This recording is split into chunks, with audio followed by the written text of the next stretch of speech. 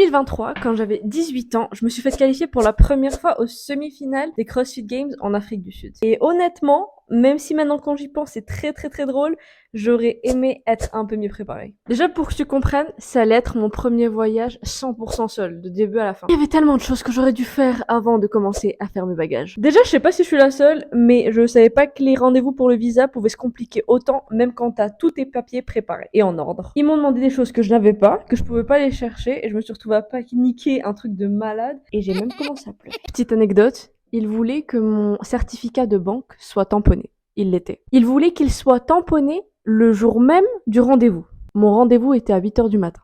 Ensuite, j'étais tellement pressée parce que j'ai eu mon visa en fait le jour de mon vol que je me suis pas du tout renseignée sur le pays. Ça m'aurait vraiment facilité la vie si je connaissais les différents moyens de transport, les marchés à proximité et surtout, si l'eau est potable ou pas. Ouais.